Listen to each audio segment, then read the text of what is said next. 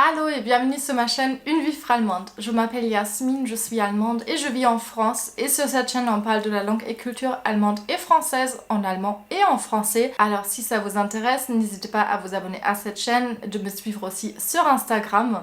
Et si vous voulez soutenir cette chaîne, vous pouvez me laisser un petit pourboire sur le site Buy Me a Coffee. Le lien est aussi dans la barre d'infos. L'idée, c'est de me laisser un petit pourboire pour soutenir mon travail ici sur YouTube.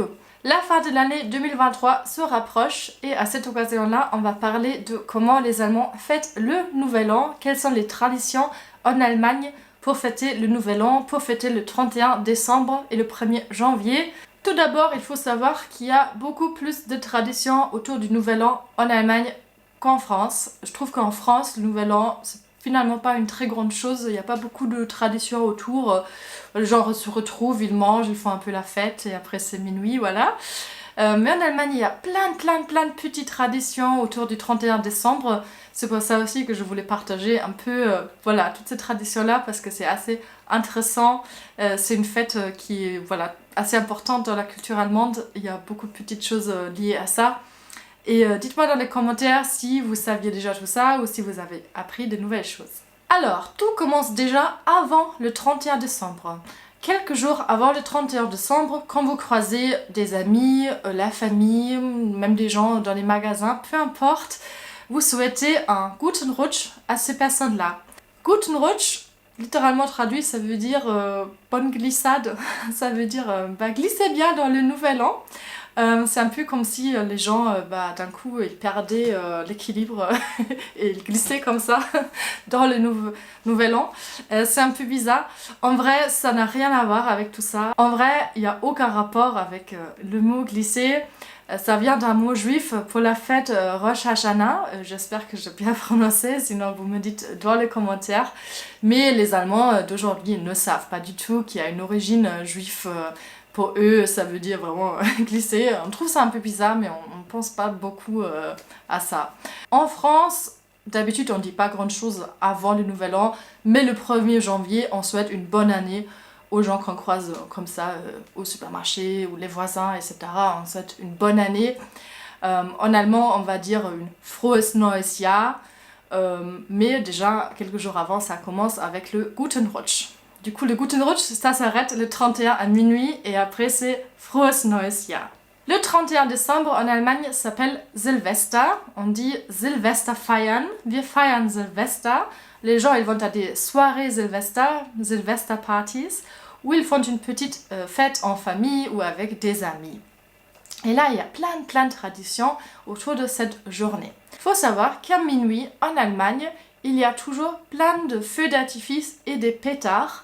Et c'est pas la ville qui organise ça, c'est les Allemands qui achètent ces feux d'artifice et ces pétards eux-mêmes avant le Nouvel An.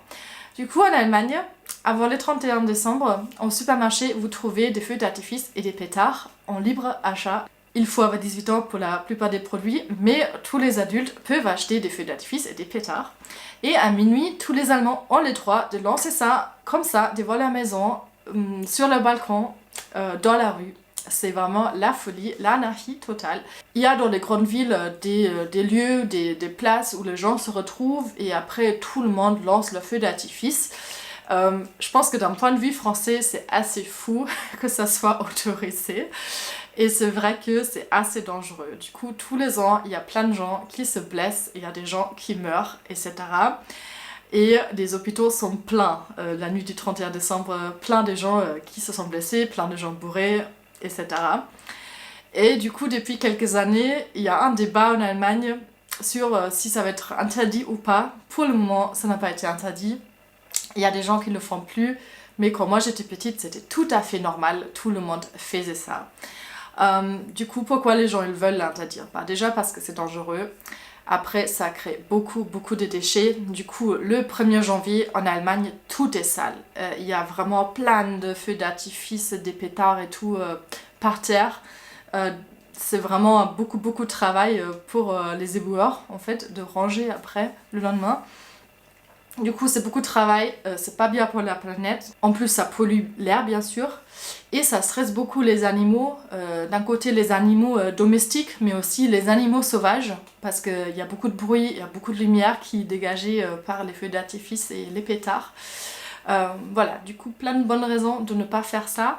Ou de uniquement le faire à une place centrale en ville et que c'est organisé par la mairie. Mais voilà, pour le moment, c'est un grand débat, il n'y a pas encore de solution en Allemagne. Il faut savoir que c'est un grand business aussi, j'ai regardé un peu les chiffres et l'année dernière, les Allemands ont dépensé 122 millions d'euros pour des feux d'artifice et des pétards. Pour les enfants et les jeunes, normalement, il y a beaucoup de cierges magiques, ça vous connaissez en France aussi, et des claques-doigts. Moi, petite, j'étais très contente de faire ça. Cierge magique, on appelle ça une Wunderkerze, die Wunderkerze. Et claque-doigt, c'est une Knallerbse, die Knallerbsen. Du coup, voilà, ça c'est plutôt pour les enfants. Après, le 31 décembre, il y a une tradition qui s'appelle le Bleigießen, das Bleigießen. Les Allemands, ils versent du plomb chaud dans de l'eau.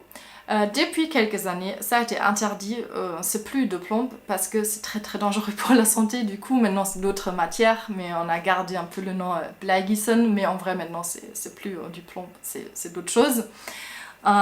C'est interdit depuis 2018 notamment, pareil c'était un grand débat, mais comme on peut remplacer par du cire par exemple, c'est pas très très grave. Du coup on verse du cire dans de l'eau et après ça fait bien sûr une petite forme parce que voilà d'un coup c'est froid et voilà ça crée une forme dure.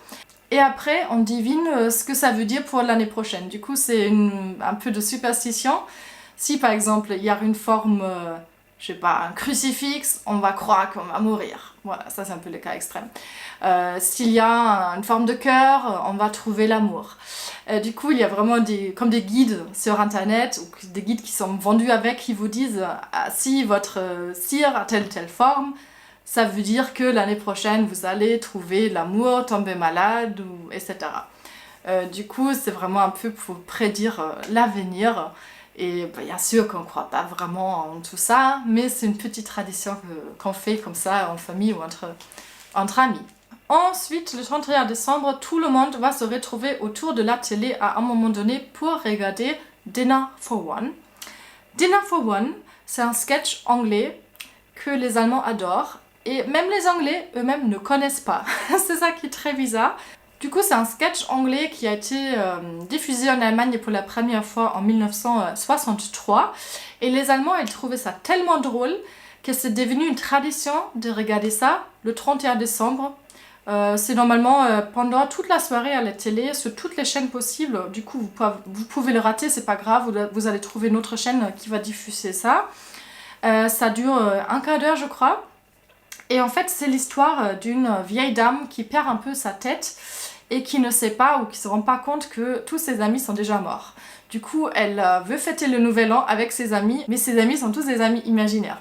Et c'est du coup son butler, son serviteur, qui joue le jeu et qui fait semblant d'être ses amis imaginaires. Du coup, il fait le tour de la table et il boit à la place de tous les amis qui sont déjà morts, qui n'existent plus. Et à la fin, bien sûr, il est très bourré.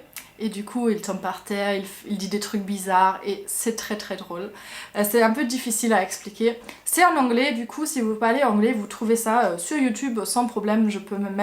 Je vais vous mettre un petit lien dans la barre d'infos. En tout cas, voilà, les Allemands adorent ça, c'est très drôle. Vraiment, franchement, quand je regarde ça, je n'arrête pas de rigoler. Et c'est une tradition de regarder ça le 31 décembre. Quant à la nourriture, qu'est-ce que les Allemands mangent le Nouvel An? Alors, le 31 décembre, les Allemands mangent un peu ce qu'ils veulent, mais il y a des plats un peu typiques. D'habitude, ça va être une raclette. Voilà. Il y a beaucoup de gens qui mangent une raclette avec leur famille, leurs amis en soirée. Et sinon, des fondues aussi, ça c'est un truc qu'ils adorent. Moi, dans ma famille, c'était une fondue. Mais voilà, raclette, je dirais que raclette, c'est vraiment la chose qui revient souvent quand vous demandez ce qu'ils mangent les gens. Mais en vrai, il n'y a pas une règle fixe, vous pouvez manger ce que vous voulez. Et le 1er janvier, tout le monde est très fatigué parce que tout le monde a fait la fête. Et ça, c'est le moment pour se retrouver devant la télé pour regarder la Neujahrsansprache du chancelier ou de la chancelière allemande. Voilà, non, c'est une blague. En vrai, je sais pas qui regarde ça, mais normalement le 1er janvier, le chancelier, la chancelière va prendre la parole et parler au peuple et raconter tout ce qui s'est passé l'année dernière et tout ce qui était prévu pour l'année prochaine. C'est toujours un discours un peu, voilà, beaucoup dans l'émotion, etc. Un truc un peu sympa. Du coup, si vous avez le temps, vous pouvez regarder ça à la télé allemande. Voilà, vous avez compris, le Nouvel An en Allemagne, c'est toute une histoire. C'est vraiment, il y a plein de traditions autour de ça. Et en France, c'est pas tout à fait pareil. Du coup, qu'est-ce qui se passe quand un Allemand vient en France pour fêter le 31 décembre? Bah, il est très déçu, d'habitude.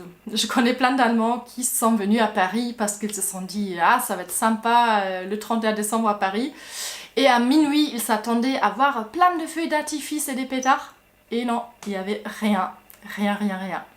Je pense que maintenant ils font parfois des feux d'artifice un peu pour les touristes, mais en vrai de base il se passe absolument rien. Et dans d'autres villes en France, je crois que c'est pareil, il se passe rien.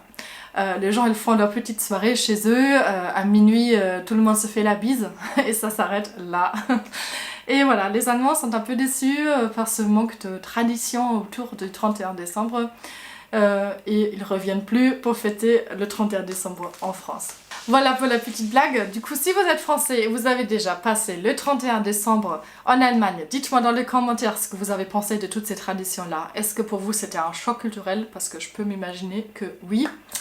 Et on se retrouve bientôt dans une nouvelle vidéo. Je vous souhaite une très belle année 2024. Guten Rutsch et à bientôt.